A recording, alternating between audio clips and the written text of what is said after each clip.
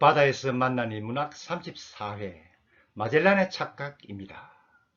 마젤란이 지휘한 선대는 한 척의 난파도 없이 이곳을 무사히 통과하게 되는데요. 드디어 마젤란 선대는 그토록 찾고 있던 태평양 바다를 만나게 됩니다. 오, 태평양이여, 여러분, 여기 이렇게 태평양 바다를 보고 계십니다. 당시 태평양으로 가는 항로를 발견하고 태평양 바다에 들어서게 된 마젤란의 심경에 대해서 뛰어난 전기작가 처바이크는 그의 저서에서 이렇게 묘사하고 있습니다. 그처럼 묵묵하고 차갑던 남자 마젤란도 눈앞에 펼쳐진 망망한 바다, 새로운 바다, 태평양을 응시하면서 뜨거운 눈물을 흘리고 있었다 라고 말이죠. 그 이후에 마젤란의 항해에서 있었던 일은 전적으로 전기작가 츠바이크의 기록을 인용하면서 말씀을 드립니다.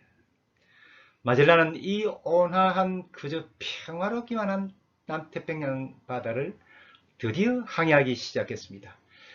그런데 여기서 남태평양 바다, 남태평양의 항해에 대해서 좀 말씀을 드리겠는데요. 저의 경험을 잠시 말씀을 드리도록 하겠습니다. 저는 예전에 대양을 건너는 화물선의 항해사로 성성 근무할 때 여기 남태평양 바다를 항해한 적이 있습니다. 그때 저는 여기 마젤란이 항해한 항로의 일정 부분을 항해한 적이 있는데요.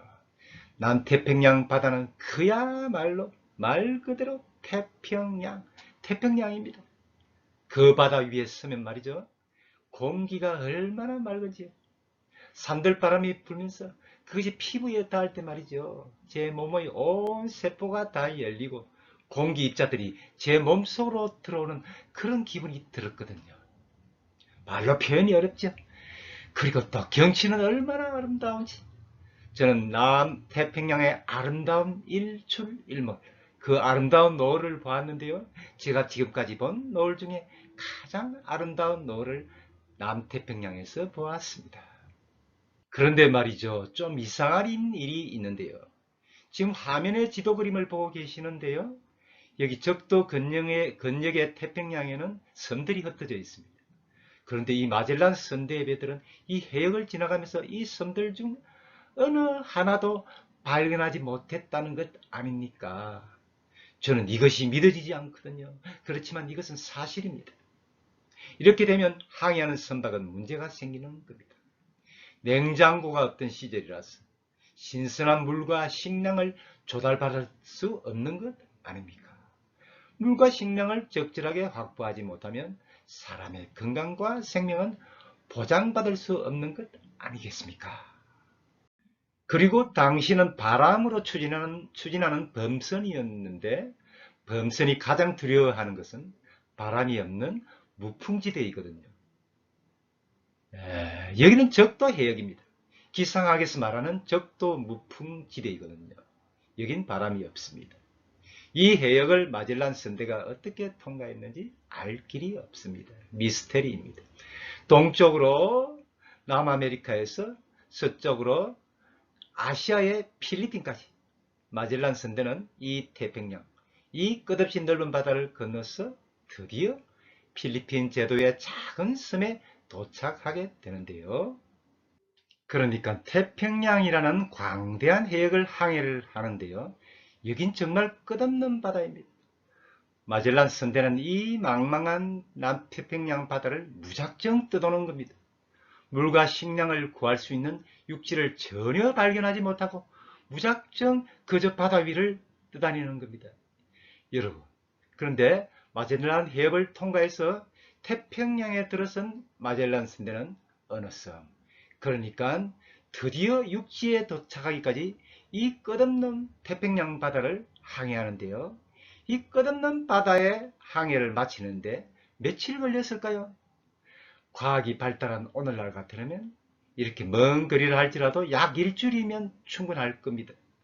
당시의 범선 수준이더라도 정상적으로 바람이 불어준다면 한 달 정도면 될 것 같은데요.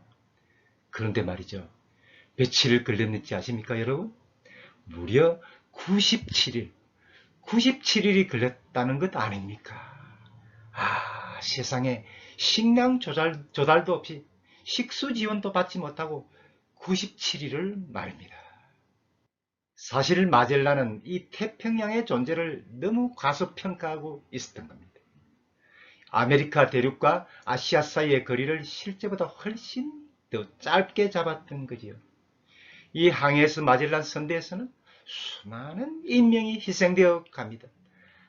가도 보이지 않는 육지, 식량은 썩고 썩은 식량 위에 쥐똥이 쌓이고 물은 부패해서 냄새가 진동하고 괴열병으로 쓰러지는 부하들.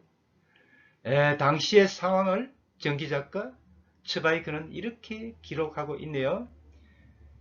자결하는 태양, 변함없이 푸른 암울한 수평선, 허공을 바라보는 움푹한 눈들, 이렇게 표현하고 있습니다. 언제 끝날지 모르는 항해이기에 지휘자 마젤란은 남은 식량과 물을 어떻게 나누어져야 할지 고민하고 또 고민하고, 지휘자 마젤란의 고뇌는 말로 표현할 수 없었을 겁니다.